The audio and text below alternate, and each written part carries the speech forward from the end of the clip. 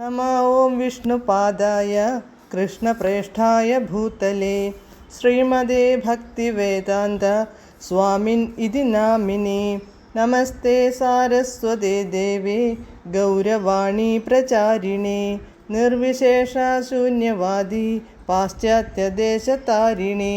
जय श्रीकृष्ण चैतन्य प्रभु नित्यानन्द श्री अद्वैत गदाधर श्रीवासादि गौरभक्तवृन्द। हरे कृष्ण कृष्ण कृष्ण हरे हरे, हरे राम राम राम हरे हरे। हरे कृष्ण कृष्ण कृष्ण हरे हरे, हरे राम राम राम हरे हरे।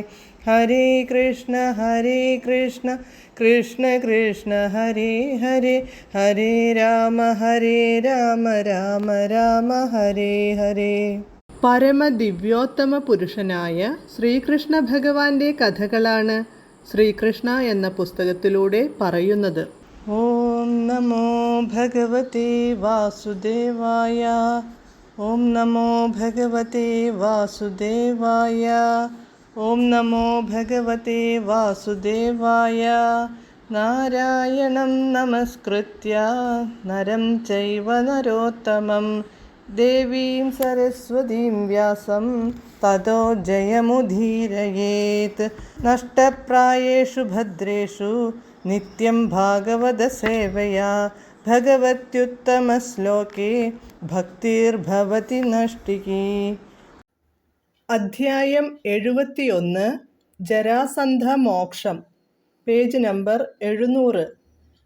കൃഷ്ണാവബോധമുള്ളവരോട് അങ്ങ് പക്ഷഭേദം കാണിക്കുമെന്നും കൃഷ്ണാവബോധമില്ലാത്തവരോട് ഉദാസീനഭാവം പ്രകടിപ്പിക്കുമെന്നും ഇപ്പറഞ്ഞതിനർത്ഥമില്ല.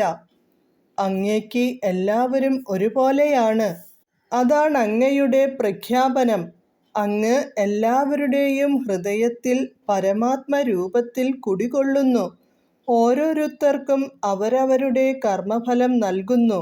ഓരോരുത്തരുടെയും ആഗ്രഹമനുസരിച്ച് ഈ ഭൗതിക ലോകം ആസ്വദിക്കാൻ എല്ലാ ജീവാത്മാക്കൾക്കും അവസരം നൽകുന്നു.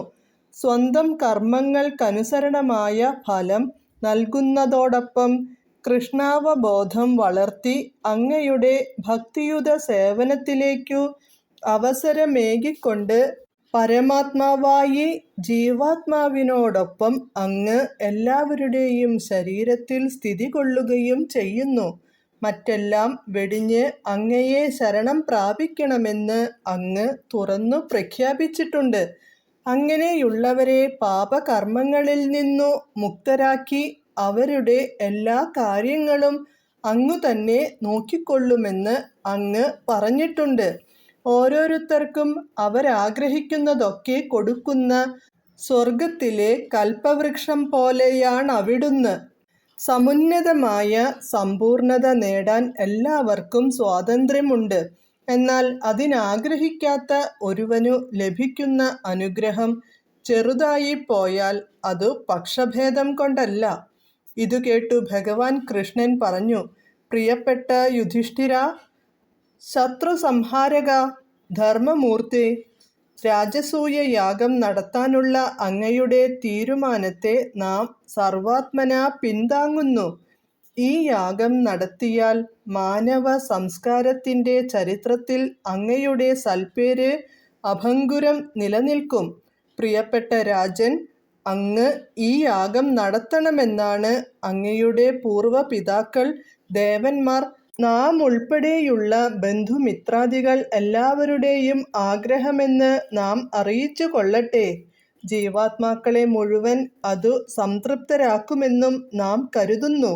എന്നാൽ അതിനു മുമ്പായി ലോകത്തിലെ രാജാക്കന്മാരെ മുഴുവൻ അങ്ങു കീഴടക്കുകയും ഈ മഹായാഗത്തിന് ആവശ്യമായ അനുസാരികൾ മുഴുവനും ശേഖരിക്കുകയും ചെയ്യണമെന്നു നാം അഭ്യർത്ഥിക്കുന്നു. പ്രിയപ്പെട്ട യുധിഷ്ഠിരാ, അങ്ങയുടെ 4 സഹോദരന്മാരും വായു, ഇന്ദ്രൻ തുടങ്ങിയ പ്രധാനപ്പെട്ട ദേവന്മാരുടെ നേരിട്ടുള്ള പ്രതിനിധികളാണ്. ഭീമൻ വായുവിൻ്റെയും അർജുനൻ ഇന്ദ്രൻ്റെയും യുധിഷ്ഠിരൻ ധർമ്മരാജൻ്റെയും പുത്രനാണല്ലോ. ആ സഹോദരന്മാരൊക്കെ മഹാവീരന്മാരുമാണ്. അങ്ങാകട്ടെ തികഞ്ഞ ധാർമ്മികനും ആത്മനിയന്ത്രണം സാധിച്ചവനും ധർമ്മരാജൻ എന്നു പേരുകേട്ടവനുമാണ്.